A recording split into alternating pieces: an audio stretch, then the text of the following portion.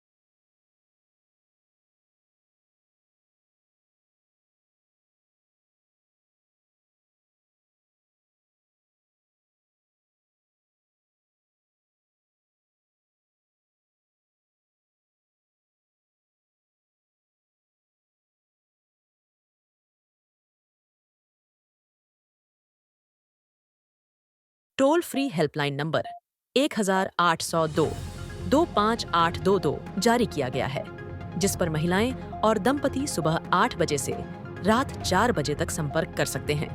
ग्रामीण स्वास्थ्य एवं पोषण दिवस में भी किया जा रहा है प्रचार। इसके अतिरिक्त सास बहू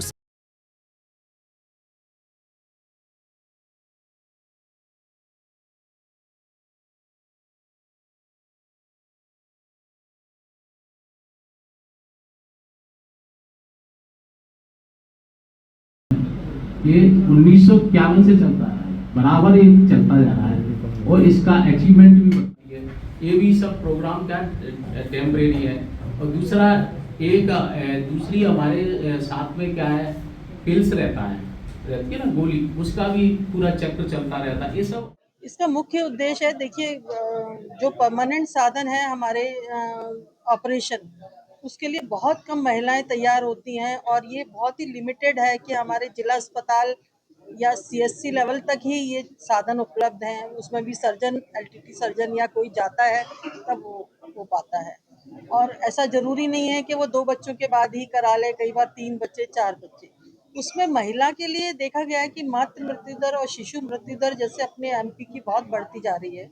कम नहीं हो रही है, बढ़ती तो नहीं जा रही लेकिन कम नहीं हो रही है। हम प्रयासरत हैं पूरा कम करने में। तो उसके लिए ये सरकार की बहुत अच्छी पहल है कि इसको हम जैसे ही शादी होती है वहीं से इसके बारे में सोचना शुरू करें, तो हम बहुत सारे कॉम्प्लिकेशन मदर में और चाइल्ड में दोनों में रोक सकते हैं, जिसकी वजह से मृत्यु दर कम हो सकती है। तो इसमें पहला बच्चा इसीलिए हम कहते हैं कि भाई 2 साल बाद हो। बॉन्डिंग पहली बात तो जो महिला अपनी लड़की शादी होके आती है बेटी, तो उसको परिवार में एडजस्ट होने में भी टाइम लगता है। थोड़ा हस्बैंड वाइफ के बीच में बॉन्डिंग भी होनी चाहिए और स्वस्थ दिमाग से, स्वस्थ शरीर से अगर प्लानिंग से वो बच्चा होगा, गर्भ धारण करेगी, तो हमारी उम्मीद यही है कि स्वस्थ बच्चा होगा।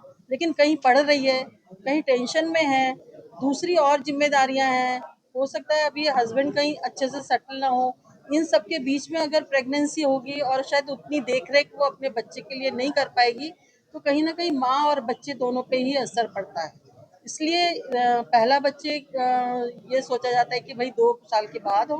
और क्योंकि एक बच्चा है उसके बाद वो माँ को उसको दूध स्तनपान कराना होता है, थोड़ा शरीर से भी फिर से उस स्थिति में आना होता है, नॉर्मल स्थिति में। तो इसलिए दूसरे बच्चे के लिए 3 साल का अंतर रखा गया है, जिससे वो पहले बच्चे के लिए भी अच्छे से प्लानिंग कर सके अपना फाइनेंशियली भी थोड़ा सा मजबूत हो सके और मेंटली भी। इसको लगातार बढ़ाया भी जा रहा है। जैसे बताया कि आपका सब सेंटर और जो हमारे छोटी जगह रूरल एरिया है वहाँ सास बहू सम्मेलन करते हैं हम लोग सब सेंटर में।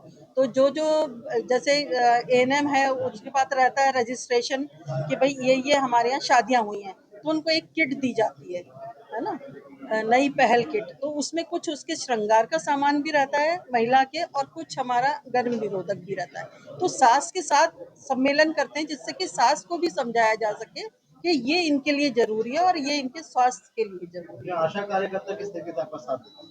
हाँ, आशा कार्यकर्ता भी साथ देती हैं। आशा कार्यकर्ता तो घर-घर जाती हैं, तो होता रहता है शादी है तो वही लोग उनको हम भेजते हैं, तो वो लोग लेके भी आती हैं। सब सेंटर पे ही सबको सास और बहू को लेके आती हैं और वहाँ पे सम्मेलन करके उनको समझाया जाता है। उम्र दराज लड़का लड़की जब शादी होती है तो जी। बच्चा होने में काफी टाइम लग जाता है, परेशानियां कई झेलनी पड़ती हैं लोगों को। उनके लिए आप क्या मैसेज देना चाहेंगे? नहीं तो उनके लिए भी यही है, देखिए कि पहले तो एकदम से भले ही एजुकेशन में मतलब पढ़े लिखे हैं या पढ़ने की एजुकेशन की वजह से एक उम्र हो जाती है, लेकिन कई बार ये भी देखने में आया है ना, हस्बैंड वाइफ दोनों अलग अलग जॉब में हैं, अलग अलग जगह रह रहे हैं, तो वो भी प्लानिंग करते हैं। ऐसा नहीं है कि वो भी एकदम से नहीं चाहते।